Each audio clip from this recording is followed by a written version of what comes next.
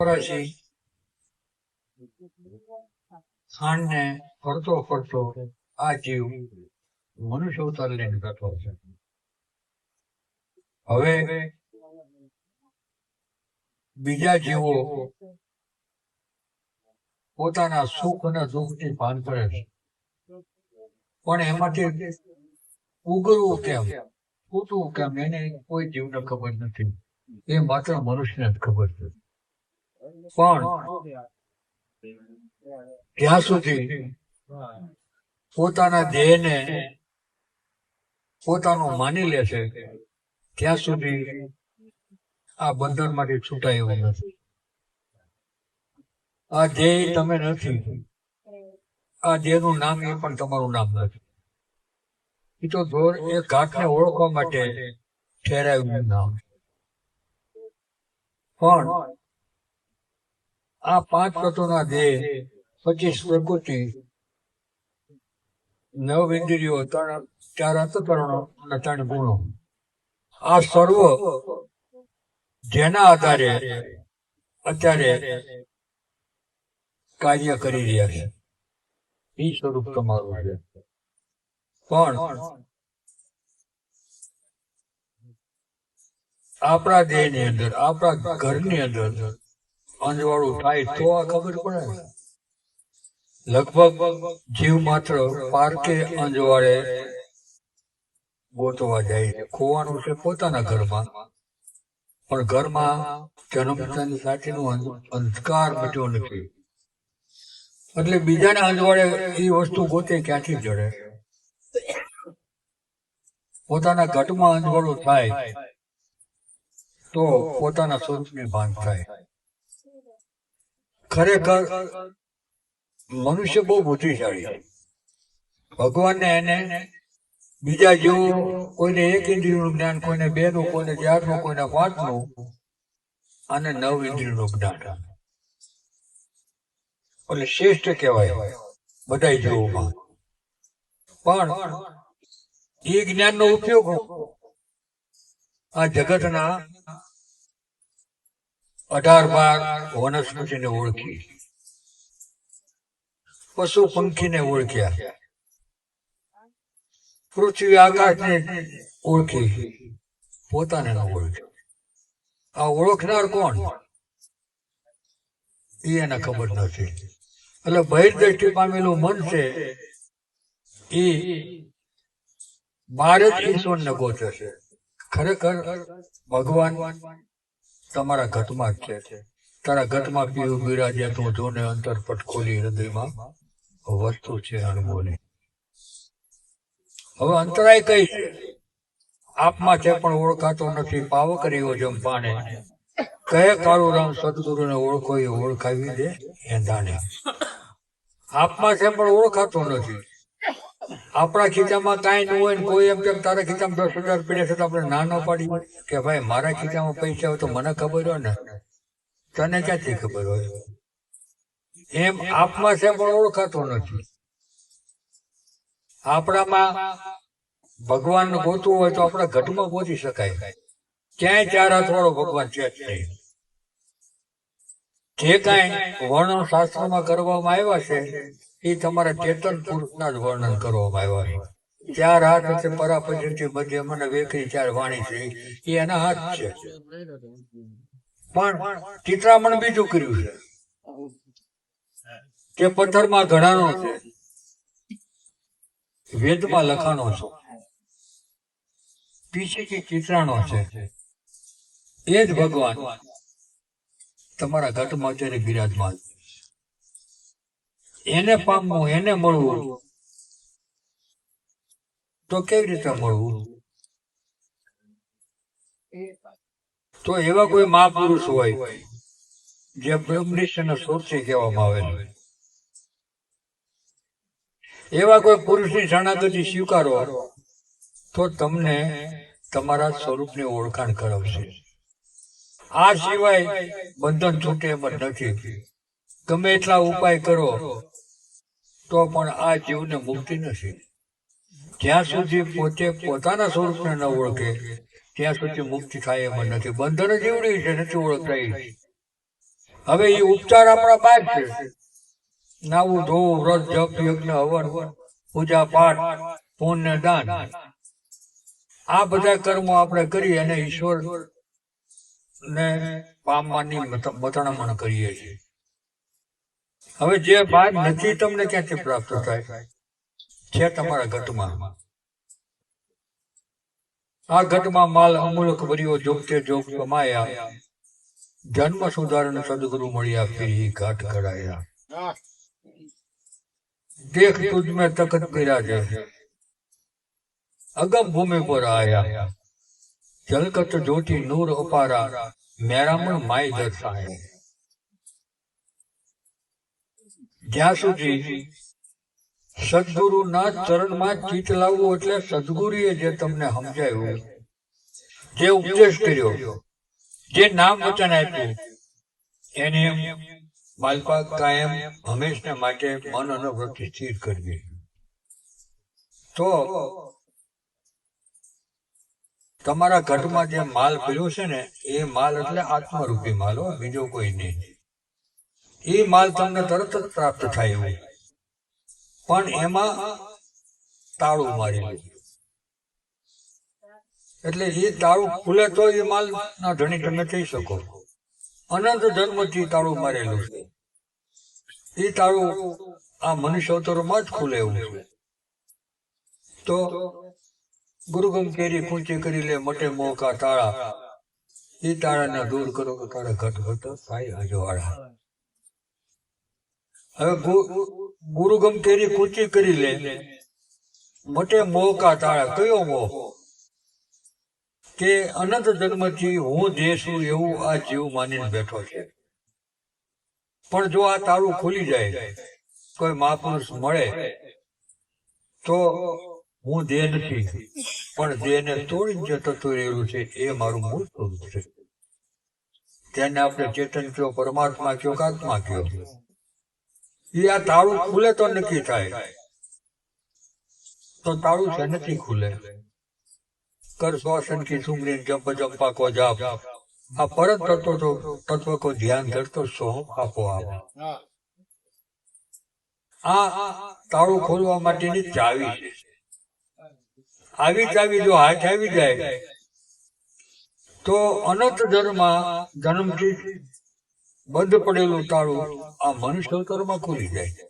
અને જો આમાં ન ખુલ્યું તો પછી કઈ ખુલવા જેવું છે જ નહીં. તો આવો સરસ મજાનો મનુષ્ય અવતાર મળ્યો તો એમાં ઈશ્વર ભજન કરી લેવું. એ ભજનથી ભજન કરવું એટલે આ જે ગાયું એ નથી કહેતો. ભજન કરવું એટલે સમરણ કરવું. જે સદગુરુએ તમને નામ વચન સમજાવ્યું એનું હંમેશા ચિંતવન કરવું. એનાથી જ મુક્તિ થાય એવું છે. કારણ કે ચિતવણીના ટણતર કરી લે પરાપાર સો પાયા, આ ગમ અગમના તાલ રચ્યા મણીય મંદિર છાયા. કોઈ પણ મકાન બનાવી આપણે તેનો પાયો મજબૂત કરવો જોઈએ. આ ચેતવણીનો ચણતર કરી લે પરાપાર સો પાયા. પરાપાર જે પુરુષ તમારા ઘટમાં બેઠો છે એ તરત જ તમને પ્રાપ્ત થાય એવું છે. પરાપાર એટલે પરા પછી મધ્યમાં ને વેકરી. આ ચાર વાણી છે એ ચારે વાણી ક્યાંથી ઉભી થાય છે? જે પુરુષ આને બળ આપી રહ્યો છે, જે આને તાકાત આપી રહ્યો છે, એ પરાપાર પુરુષ જે પેટો છે એ જ સ્વરૂપને તમે પામી જાવ, તમારી મુક્તિ થાય. એટલે કીધું ગમ અગમના તાલ રચ્યા આ મણીય મંદિર છાયા. ગમ અગમના તાલ રચ્યા એટલે ગમ નામાં દેહ અને અગમ નામ આત્મા. આ બે નો સરસ મજાનો તાલ રચાનો તે તમે બધા બેઠા છો. પણ એ તાલની અંદર મહાપુરુષોનું શબ્દરૂપી મણીથી આ મંદિર શોભાયમાન છે.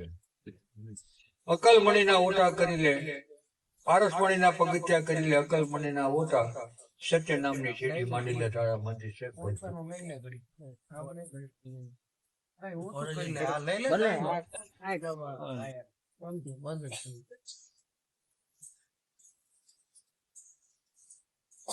અકલ મણીના ઓટા કરી લે એટલે બુદ્ધિ બધામાં હોય, અકલ નો હોય. હા આપણે નથી કહેતા કે તારામાં અકલ નથી. બુદ્ધિ તેને હોય જ, પણ અકલ નો હોય. જીવ માત્રમાં બુદ્ધિ છે. તમે એમ ન માનતા કે મનુષ્યમાં જ બુદ્ધિ છે. પશુ પંખી બધામાં બુદ્ધિ છે, પણ અકલ નથી. અકલ એટલે સુરતા, જેને શાસ્ત્રમાં પ્રજ્ઞા શક્તિ એવું નામ આપવામાં, એ માત્ર મનુષ્યમાં જ છે. અને જેના દ્વારા તમે તમારા સ્વરૂપને ઓળખી લ્યો. આમાં જીવન પણ મૂક્યું છે જોગતીથી.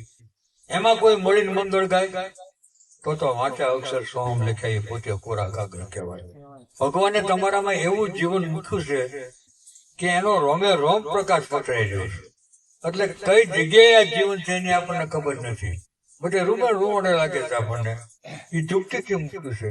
એ જે જોગતીથી મૂક્યું છે જીવન, એમાં કોઈ મળીને મંગળ ગાય તો એ સદગુરુ તમને કે ભાઈ તારું જીવન આય છે. તારા દેહનું જીવન પ્રાણ છે, અને પ્રાણનું જીવન મા પ્રાણ આય છે. દેહનું જીવન આપણો પ્રાણ છે, આ શરીરનું જીવન પ્રાણ છે, પણ પ્રાણનું જીવન છે મા પ્રાણ. શાસ્ત્રમાં એને મહાપ્રાણ કીધું છે, જેને મૂળ શબ્દ જો વિચારી આ છે તમારી નાભી કમળમાં માલ, ઓહમ અને સોમ તારા ગટમાં વસે, એક છે હીરો તુજો છે લાલ. ઈ આનંદમાં આનંદ છે, દાસ ધીરો કહે છે કથી, એ કોઈ જૂના ખાતા જોવો તો પાછી સીધે રહ્યા છો મફતના મથણામાંથી. મૂળ વચન તમે જોવો વિચારી આ છે તમારી નાભી કમળમાં માલ, જે મેં તમને કીધું ને પરાપાર પુરુષ, એ ન્યા છે. ન્યા જેની મનવૃત્તિ સ્થિર થઈ, એ ક્ષણે એની મુક્તિ છે. એના મુખમાંથી અવાજ મોઢામાં જ નહીં, અહમ બ્રહ્માસ્મિ એવું સ્ફુરણ તમારા મનમાંથી ઉભું થાય એટલે મુક્તિ છે. આમાં મુક્તિ કાંઈ મરી ગયા પછી મળે છે ને ત્યાં વૈકુંઠ એની બધા કપાસ એવું કાંઈ છે જ નહીં. એ તો આપણને લાલચનો લાડુ આપ્યો છે કે આપણે સારા કર્મ કરીએ ને, પૂન કરીએ, દાન કરીએ, જપ કરીએ, યજ્ઞ કરીએ, એટલે એક જાતની લાલચ શાસ્ત્રમાં આપવામાં આવી છે. પણ દરેક શાસ્ત્રની અંદર તત્વજ્ઞાન છે જ, પણ બહુ થોડા સમયમાં ક્યાંક એક શ્લોક હોય, ક્યાંક બે શ્લોક હોય, કોઈ 3 શ્લોક હોય, સંપૂર્ણ તત્વજ્ઞાન નથી. એટલે જેમ રેડું રેતી હોય, રેતીનો ઢગલો, એમાં મુઠ્ઠી ભરીને ખાંડ નાખી દો, પછી તમારે ખાંડ ખાવી હોય તો કેમ થાય? ખોબો ભરી ખાંડ ખવાય કે રેડું વારી આવે? એમ શાસ્ત્રની અંદર મહાપુરુષના જીવન ચરિત્ર લખ્યા છે. એટલે તમે એમાં ભગવાનને ગોતો ઓલા પડી ગયા, પણ એમાં તત્વજ્ઞાન રૂપી જે ખાંડ છે તો સૂક્ષ્મ બુદ્ધિ કીડી રૂપી બનો તો એ ખાંડનો આહાર થઈ શકે. એટલે શાસ્ત્રમાં નથી લખ્યું એવું કઈ નથી. પુરાણોના 1,40,000 શ્લોકો છે, 18 પુરાણના. એમાંથી 20,000 શ્લોકો એવા છે કે જે તત્વજ્ઞાનની વાત કરે છે, બાકી જીવન ચરિત્ર છે. એ 20,000 શ્લોકો એક હારે નથી લખ્યા, ક્યાંક 50, ક્યાંક 100, ક્યાંક 14, ક્યાંક 400, એમ જુદા જુદા શ્લોકો લખ્યા છે. એટલે આ બહુ બુદ્ધિશાળી માણસો એ જ એમાં નક્કી કરી શકે. નકર તો એ ધરીમાન લડાઈ કરીને મર્યા ને વૈકુંઠમાં ગયા, એ જ વાત તમને ના આવડે, બીજું કઈ ન આવડે. આવા થઈ ગયેલા મહાપુરુષના તમે જીવન ચરિત્ર વાંચો તો એમાં તત્વજ્ઞાન એને ઘણી વાતો કરી છે, પણ આપણને યાદ નથી. દાદા રામદેવ પીર થઈ ગયા, આમ ઓલાનો વાણિયાનો વાણ કાઢ્યું, ઓલાને મારી નાખ્યા, એ બધું યાદ છે. પણ દાદા રામદેવ પીર શેનાથી થયા? એની પાસે હું એવું હતું કમાય કે જેને લોકો ભગવાન તરીકે માનવા માંડ્યા, હજારો માણસોના કામ થયા. ઈ જ્ઞાન આપણી પાસે નથી. આપણે તો બખાણ શું કરી કે આમ થયું, આટલા પરચા આપ્યા ને આટલું આમ થયું. એટલે ભાઈ એવું નથી. ઈ પરચો જો તે દિવસે આપ્યો હોત તો તોરા લોકો એની હમાયત ખોદવા ન જાત. એની હમાત ખોદી હતી. ભગવાનની હમાત ખોદે એના ભગવાન માને હોય તો એમ પ્રગટ પુરુષને કોઈ ઈશ્વર માની શકતું જ નથી. કારણ કે તમારી જેવો દેહ, તમે દુઃખ ખાવ ઈ ખાય, તમે હાજા માંદા થાવ ઈ હાજા માંદા ખાય, તમારા ઘરે શુભ અશુભ પ્રસંગ હોય એના ઘરે આવે. તમે ઈશ્વર ભાવ નો રહે. પણ એના હૃદય સુધી તમે પગો તો તમારા જીવનના ને એના જીવનમાં ઘણો ફેર હોય છે. એ તો આપણે એના બનીએ તો ખબર પડે, બાકી નકર તો નથી પડતો. પણ એ વિશાળ બાપુ થઈ ગયા, 4-5 જ શિષ્ય હતા. આખા ગામમાં કોઈ અત્યારે વેડા ના નથી કર્યું, પણ તેથી એને વેઠે મોકલતા હતા. વિષાણ બાપુને વેઠે જવું પડતું હતું. કઈ વેઠ કરવાની, બેનું દીકરીઓ ક્યાંય સારા મોટા પ્રસંગ જતો સગરા મારે વડાવ્યા તરીકે જવાનું, પીર હોય મોકલે એમ. જે પ્રગટ પુરુષ છે એને ઓળખવો બહુ દુર્લભ છે, કારણ કે એ ચક્ષુ આપણી પાસે નથી. આપણી પાસે દેહ જોવાના, દેહના કર્મો જોવાની જ્ઞાન છે, પણ એના ભીતરની અંદર શું જીવન છે એ જ્ઞાન આપણે જાણી જ ન હોય. આપણી બુદ્ધિને પાછી પડે, એ તો એના બને એને ખબર હોય. એમ આ મનુષ્ય અવતાર આપણને મળ્યો, તો આ તમને શું કામ મળ્યો ભાઈ? ઘેટા બકરા કાનમાં થયા, માણસ શું કામ થયા? તમે તમારી પૂર્વની કમાઈ, ઘણા જન્મના સારા કર્મને કારણે તમને આવો સરસ મજાનો મનુષ્ય અવતાર મળ્યો. હવે આ મનુષ્ય અવતારમાં પશુ જેવું જીવન જીવવા માટે જ મળ્યો, તો દોર તો હતા જ છે નહીં હોય. ક્યારેક તો વારો આવ્યો હોય છે ને. હવે એમાંથી જો માણા બની ગયા પાછું ઢોર બનવું, તો મનુષ્ય અવતાર તમને એટલા માટે મળ્યો છે કે 9-10 માસ તો ગર્ભમાં રહીને ભજન કરવાનું કબૂલ કરી અવતાર અવનીમાં લીધો રે, મનમાં રામ રટણ ન કર્યો.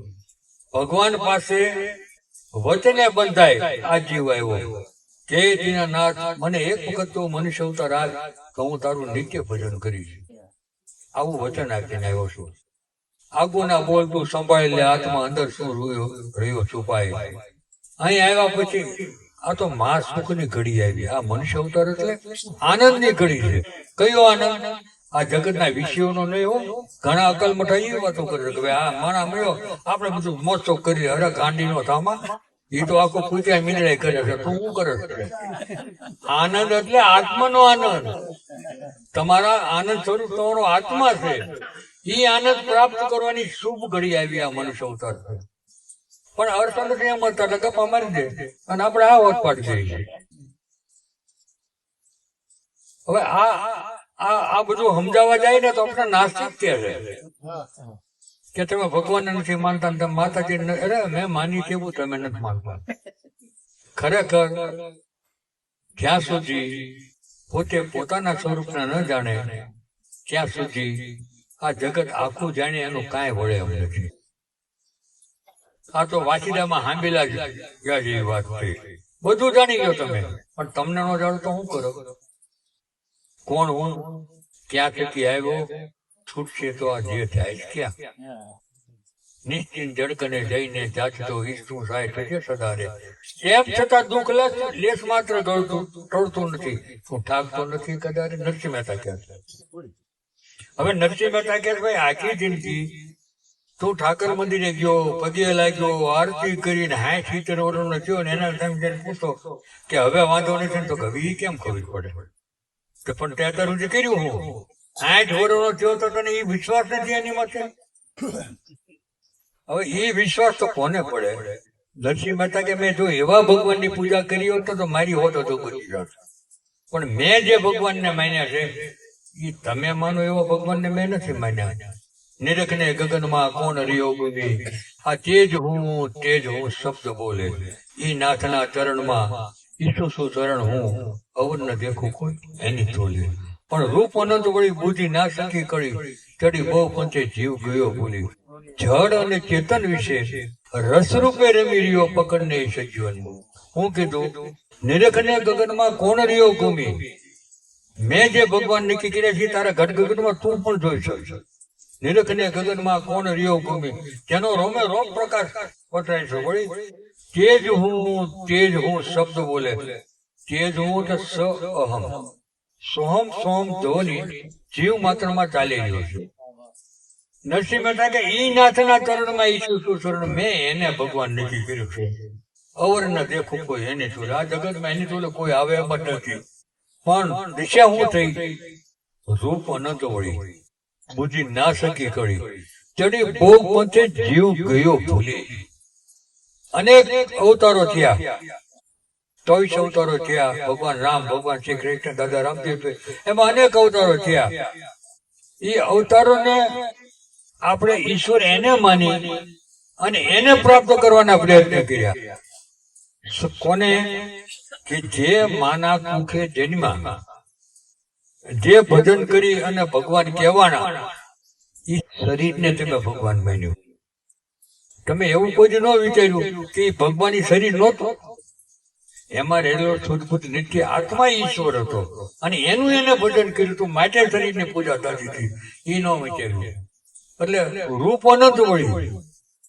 કોઈ ભગવાન કૃષ્ણને માને, કોઈ શિવને માને, કોઈ માતાજીને માને, કોઈ દ્વારકાધીશને માને. અનેક અનેક પંથ થઈ ગયા. રૂપ અનંત વળી બુદ્ધિ ના શકી કરી ચડી બહુ પંથે જીવ ગયો ભૂલી. નોખો નોખા પંથો પકડી અને આ જીવ ભૂલામણીમાં કરી ગયો. પણ જડ અને ચેતન વિશે રસરૂપે રમી રહ્યો પકડને સજીવન મૂળી. આ તમારામાં આ દેહથી જડ છે, એમાં ચાલતો ચેતન છે પ્રાણ, અને એમાં રસરૂપે રમી ગયો છે. ઈ મૂળિયું પકડી લે કે ઈ ભગવાન મેં નક્કી કર્યો છે. હવે ઈ આપણને ખબર નથી, અઘરું પડી જાય. આ હું જે તમને વાત કરું છું બહુ અઘરી છે. કારણ કે તમે એમ કહો ભાઈ એ આપમાં છે તો ઓળખાતો કેમ નથી, મારામાં ભગવાન મને કેમ નથી ખબર પડતી? તો કે એ પિંજરે મેં ભૂલ આપકો ગઈ, विषय की लालसा में सदा कैद हो रही, अब छोड़ विषय संग तब पाएगी चैना, आ सोहम सोहम सोहम सदा बोली मैना ऐसा बहुत वेद का यही कहना. તારામાં છે પણ તને આ બધા વિષયોમાં તારું મન લલુપ થઈ ગયું છે ને, ઓળખવા નથી દેતું. એ પિંજરે મેં બેઠ ભૂલ આપકો ગઈ. આ 5 તત્વના પિંજરામાં બેહી અને હે મન તું તારું ઘર ભૂલી ગયો છું. વિષય કી લાલસા મેં સદા કે દોરે, કાયમ વિષયના સુખ માં ધોડા ધોડ કરી મૂકી છે. અબ છોડ વિષય સંગ. જો મનથી વિષયનો સંગ છૂટી જાય તો તમારામાં ભગવાન છે તરત દેખાય. અબ છોડ વિષય સંગ તબ પાએગી ચેના, તો તને શાંતિ પ્રાપ્ત થાય. મનને શાંતિ ક્યાંથી મળે? કારણ કે આપણા મનની એટલી બધી કલ્પનાઓનો ઝાડા બાંધે છે આપણે કે આ જગતનો તમામ સુખ તમને પ્રાપ્ત થાય તો શાંતિ નથી. કારણ કે મન છે ને એ તૃપ્ત થાય પણ નથી. એને જે આનંદ જોઈએ છે એ આનંદ એ કોઈ આપી શકે એમ નથી. એને પૂર્વ અનુભવેલો આનંદ છે, એ એના ઘટમાં છે. પણ એને આ બધા પદાર્થમાં, રૂપમાં, રંગમાં, ઘાટમાં, માયામાં, મિલકતમાં આનંદ દેખાય છે. એ બધા આનંદ ખંડિત છે, અખંડ નથી. એ અખંડ આનંદ તો તમારા સ્વરૂપમાં સમાયેલો છે અને એ આનંદ તમારા સ્વરૂપનો છે, એ ખબર નથી. એટલા મહાપુરુષે કીધું કે એ પિંજરે મેં બેઠ ભૂલ આપકો ગઈ, विषय की लालसा में सदा कैद हो रही, अब छोड़ विषय संग तब पाएगी जाना. तो विषय નો સંગ કેમ પાઈ છૂટે? આ ક્રોધ દેખાય છે, લોભ દેખાય છે, મોહ દેખાય છે, કઈ દેખાતું નથી. તમે દીઠું કેવી રીતે? તો કે સંત કૃપાથી છૂટે માયા, આ કાયા નિર્મળ થાય જો ને, પછી શ્વાસે શ્વાસે સ્મરણ કરતા એ 5 પાતક જાય જો ને. આ તો બાજીગર ને બાજી રે, જંબુરીઓ બહુ જાણે જો ને, હરિની માયા છે બળવંતી, પણ ભક્તોની પાસે હારે જો ને. આ કેમ જાય? કે સંત કૃપા. કૃપા ક્યારે મળે? કે તમે એના બનો તો. કૃપા વગર કોઈની મુક્તિ નથી.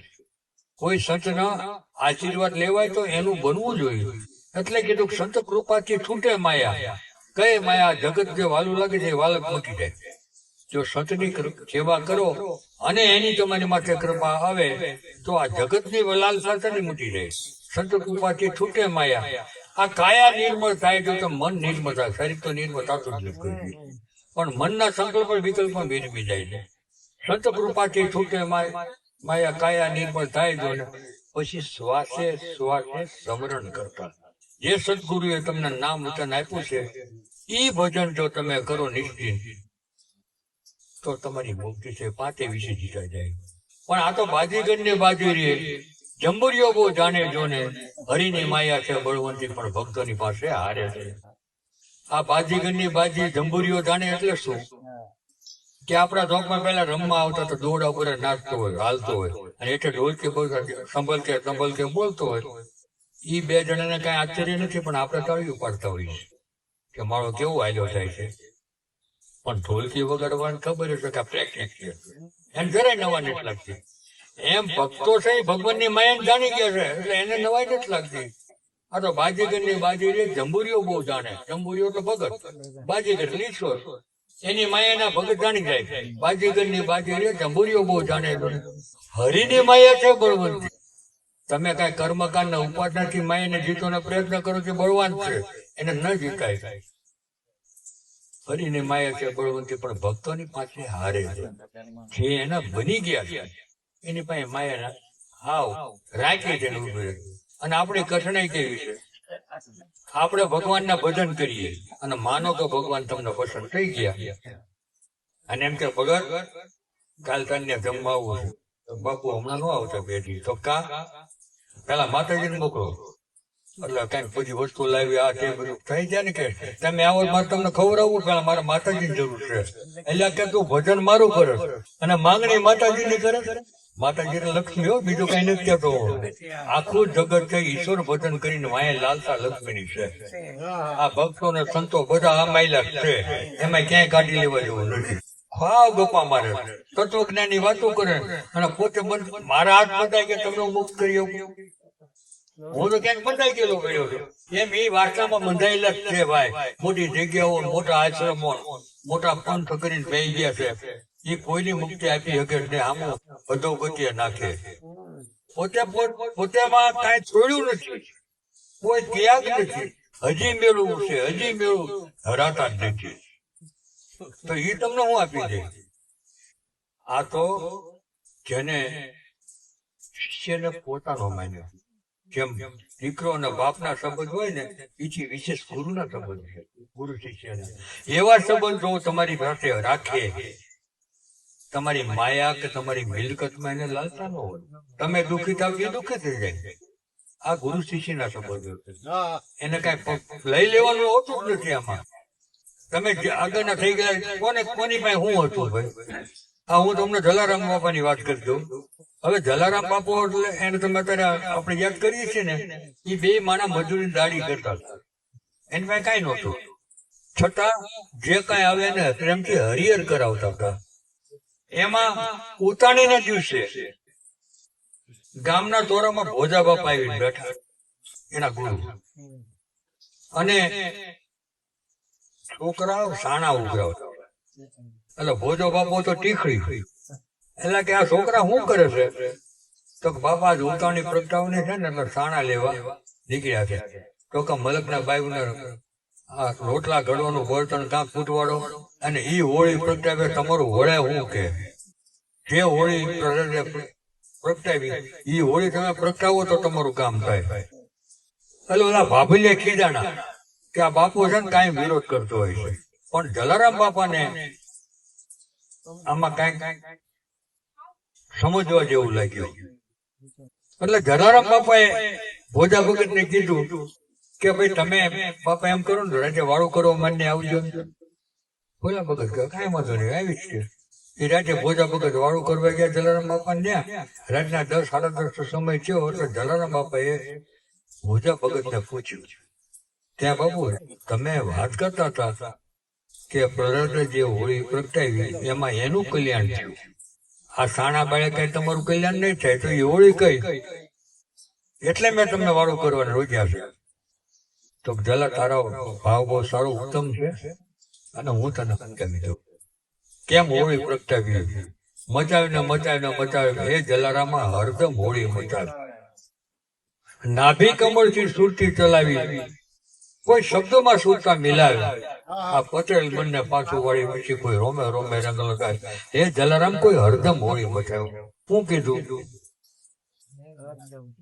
હોળી મચાવવાનું કીધું. હરદમ એટલે શ્વાસે શ્વાસે જે તમે ભજન કરી રહ્યા છો ને ઈ, અને પંચતત્વની ધોળી તો તમારા ઘટમાં જગી રહી છે, એને તાપવાની છે. એટલે નાભી કમળથી સુરતી ચલાવી. મેં તમને પેલા વાત કરી ને કે નાભીની વાત આવે છે કે જ્યાં પરાપાર પુરુષ પડેલો છે ત્યાંથી લક્ષ્ય નક્કી કર્યું. પછી જે શબ્દ સોહમ શબ્દ છે એની સાથે અનુસંધાન કર્યું. નાભી શબ્દથી સુરતી ચલાવી, કોઈ શબ્દમાં સુરતા મિલાવે. પછી શું થયું? તો પટેલ મનને પાછું વાળ્યું, પછી રોમે રોમે રંગ લગાવે.